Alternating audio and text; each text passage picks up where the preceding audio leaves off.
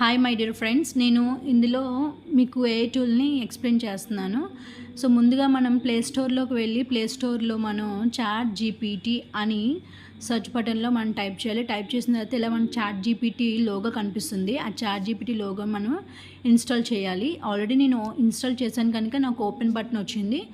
So అందుకని చెప్పి నాకు డైరెక్ట్గా ఓపెన్ రాగానే ఇలాగ వాట్ కెన్ ఐ హెల్ప్ అని ఇట్లా నాకు కనిపించింది. మీరు ఇన్స్టాల్ చేయకపోతే మీరు ఇన్స్టాలేషన్ చేసిన తర్వాత ఓపెన్ వస్తుంది. ఓపెన్ తర్వాత ఇట్లా మీకు home page ChatGPT home page కనిపిస్తుంది, వాట్ కెన్ ఐ హెల్ప్ అని.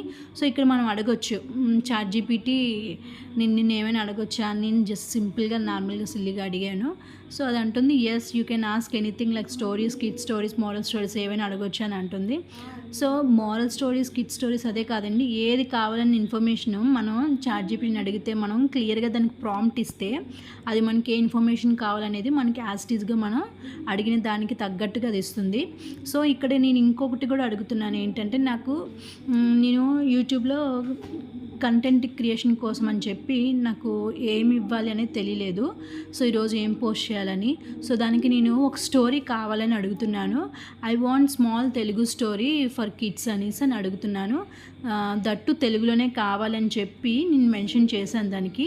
ఎందుకంటే మనం తెలుగు అని మెన్షన్ చేయకపోతే అది ఇంగ్లీష్లో వస్తుంది. సో నాకు తెలుగులోనే కావాలని చెప్పి అడిగాను.